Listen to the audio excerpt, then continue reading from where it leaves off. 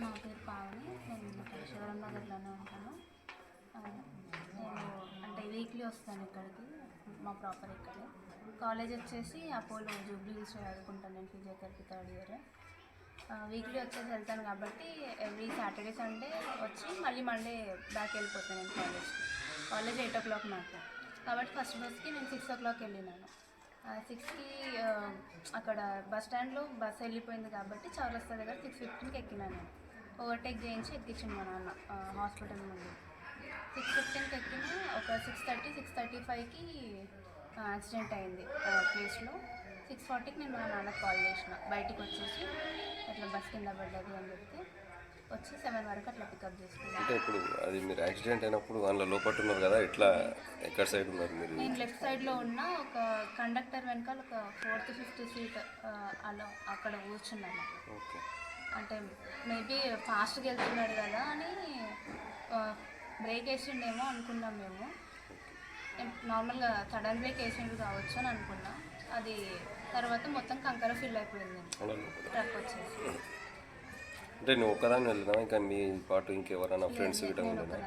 అంటే బస్సులో ఎంతమంది ఉన్నారు? ఒక 70+ ఉండొచ్చు. మొత్తం ఫిల్ అయిపోయింది, మధ్యలో నిల్చున్నారు.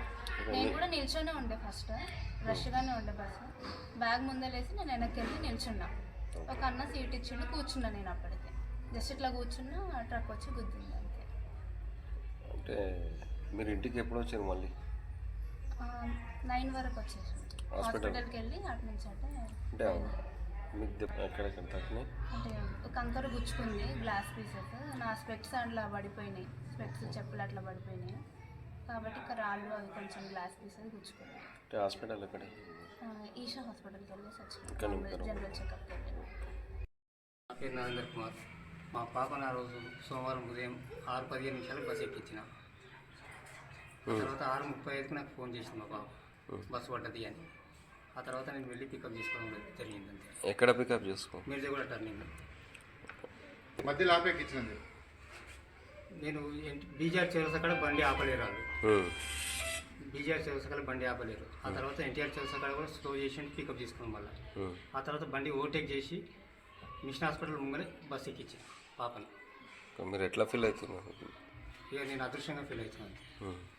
పాప బతికి బయట చాలా గొప్పతనం అది. ఇప్పుడు ఏం చేస్తున్నావు? ఆమె ఫిజియోథెరపీ చేస్తుంది హైదరాబాద్లో అపోలో హాస్పిటల్.